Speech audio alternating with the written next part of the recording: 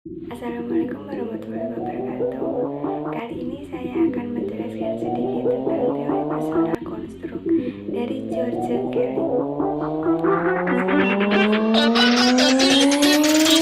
Kelly merupakan anggota tim debat kampus yang menjadikannya sangat memperhatikan masalah sosial. Kelly menolak fenomena ekstrim yang menyatakan bahwa satu-satunya realitas yang ada adalah yang dipersepsikan oleh manusia.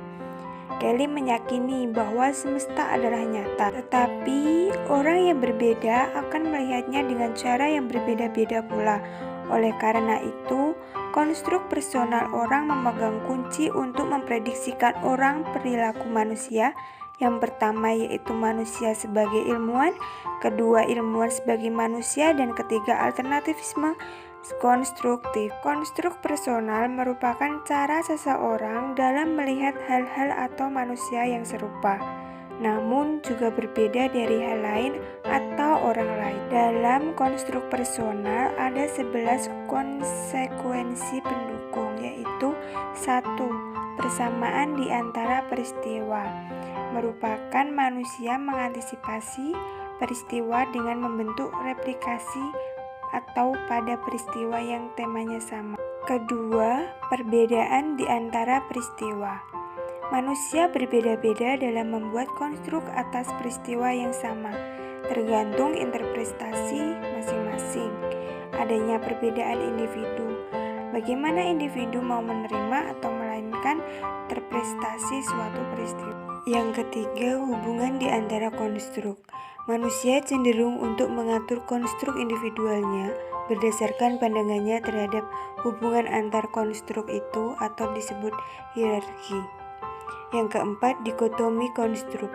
Manusia harus dapat melihat persamaan antar peristiwa, namun mereka juga harus membedakan peristiwa tersebut dengan kebalikannya. Kelima, pilihan di antara dikotomi. Manusia memilih sendiri alternatif dari konstruk dikotomi tersebut berdasarkan keinginannya untuk memperjelas atau memperluas sistem konstruk. Yang keenam, jangkauan praktis. Suatu konstruk hanya dapat digunakan untuk mengantisipasi peristiwa tertentu saja.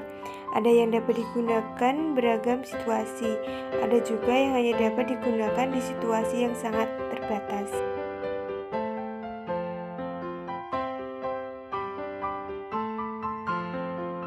8. Adaptasi terhadap pengalaman. Variasi dalam sistem konstruk dibatasi oleh permeabilitas konstruk tersebut. Kesembilan, konstruk yang tidak dapat dipadankan. Awalnya, konstruk personal mungkin terlihat seolah harus sepadan. Tapi apabila kita melihat pada perilaku dan pemikiran kita sendiri, kita dapat melihat beberapa ketidakkonsistenan. 10. Persamaan di antara manusia. Dua manusia tidak perlu mengalami kejadian yang sama dalam proses mereka untuk menjadi serupa dalam psikologis. Mereka hanya perlu memandang pengalaman mereka dalam cara yang sama. Yang terakhir, proses sosial. Manusia membentuk proses konstruksi dari orang lain. Ia dapat berperan dalam suatu proses sosial yang melibatkan orang lain. Manusia tidak berkomunikasi satu sama lain, hanya berdasarkan pengalaman yang sama ataupun konstruksi yang mirip. Mereka berkomunikasi karena melihat konstruksi dari orang lain. RAP atau Role Construct Repertoire Test.